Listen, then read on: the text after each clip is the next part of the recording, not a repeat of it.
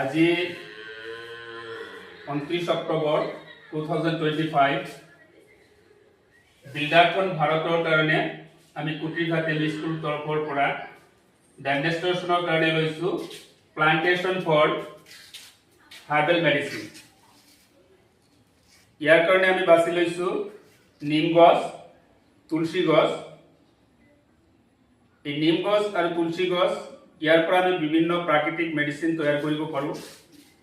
যেনেকৈ আমাৰ চৰ্দি, কাহ, শৰীৰত বিষ, দাঁতৰ বিষ এইবোৰ ৰিমুভ কৰাৰ কাৰণে, নিৰাময় কৰাৰ কাৰণে আমি তুলসী গছৰ পাত ৰস বনাই তাৰ পৰা যদি আমি ভক্ষণ কৰোঁ, সেৱন কৰোঁ, তেতিয়াহ'লে আমাৰ কি হয়, জ্বৰ ভাল হয়, কাহ ভাল হয়, চৰ্দি ভাল হয়।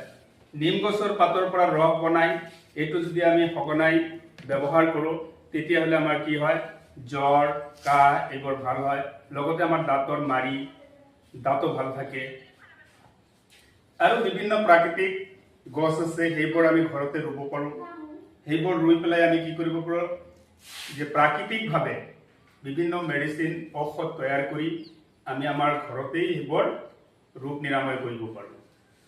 বৰ্তমান বিভিন্ন মেডিচিনৰ পৰা যেনেকুৱা পাৰ্শ্ব প্ৰতিক্ৰিয়া হয়, কিন্তু আমাৰ এই হাৰ্বেল মেডিচিন ইয়াৰ পৰা কোনো পাৰ্শ্ব প্ৰতিক্ৰিয়া নহয়।